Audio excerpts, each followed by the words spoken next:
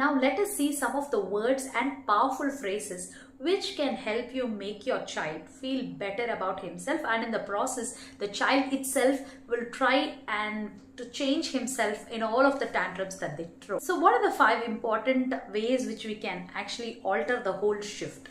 When I was telling you about the first 2 points, it was all about comparison with the children who are not siblings or cousins, or comparison with the third one.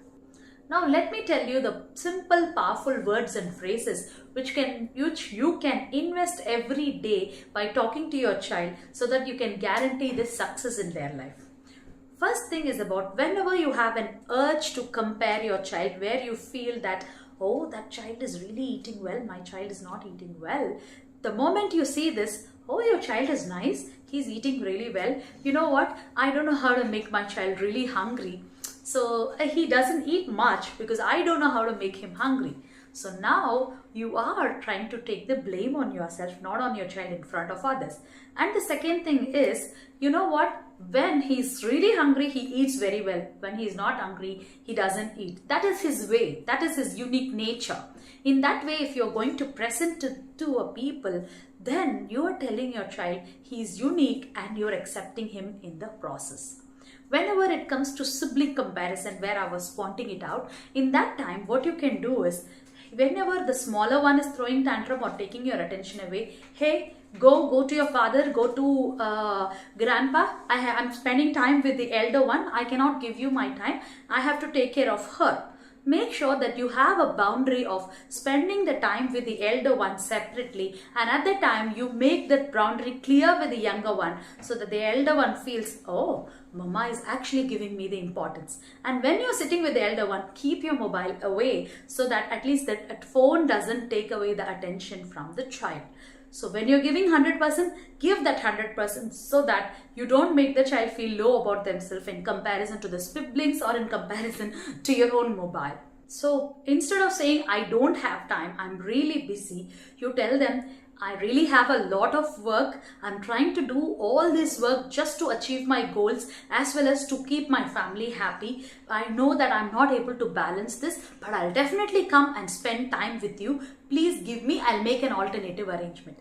Every time when you feel that you're not giving enough time to your child, don't blame the child, I don't have time, don't disturb me, don't tell them. It's you who don't have the time. So give a proper justification to the child that I have goals, or I want to keep my family happy. That is the reason I have to take this work, but I'll definitely spend time with you. Meanwhile, you can do the following things. If they don't listen, you can arrange for someone to take care of them. When nobody is there, then you have to go. Fourth one, as I was pointing out, like whenever the child is making mistake, don't start scolding them, especially when they are learning or when they are throwing a behavioral tantrum. Don't immediately jump into action of losing your anger and trying to burst out. Okay, they are throwing a tantrum on one side. To control that, you are throwing a higher level tantrum. There is no difference between you and the child. You are thinking I can stop the tantrum by throwing more tantrum into it. Doesn't help. You are showing that behaving bad is actually appropriate. And your child can keep on repeating, I am throwing tantrum, mama is also throwing tantrum, what's the difference? So let's not do that. Instead, silence should be the desk factor, where you observe, pat the child, I understand emotionally what you're going through, I really want to help you, please cry out, and then we will see. It is very, it is really stressful in that condition when a child is throwing a screaming of tantrum, but most of the tantrum coming from the process where you keep yielding to their tantrums, help them repeat it again and again. You should not yield to the tantrum, where you should allow the tantrum to go to a highest peak level, saturate it. 1 or 2 times it will saturate. After that, whatever tantrum I throw, whatever tantrum I am making in front of the adults, it doesn't work. So they will know they are trying to get things done from you through tantrum, and you can get away from that by becoming silent, but not throwing tantrum and using hurtful words. Instead of correcting the child whenever they mistakes, whether they are writing or reading or doing a math, help them try to identify their own mistakes and see that where the mistake is, help them to underline that in a different color, so that you can help them to watch through it again and they don't repeat. So whenever they make mistakes, Don't try to pinpoint them that you're wrong and try to put a mark or a wrong mark in that way. No. Take that same red pen or red sketch, give it to your child, make them underline, hey, I see there is a difference here from the book, what it is given from here. Underline it, ask the child, these are considered as mistake and these are not acceptable. So what you can do is keep it in mind. So next time you remember it and you don't repeat it.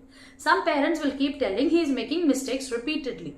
That means it's not a problem with the child. Whenever the child is making a mistake, you're reacting in such a way that the child actually forgets to identify his own mistake. If you want your child to correct the mistakes, help him identify their own mistakes, especially in the learning process. Hope this video helps you. So if you like it, you can click on the like button. If you want to share this video to someone else, you can share it and subscribe for more videos which can help you connect with your child. Thank you.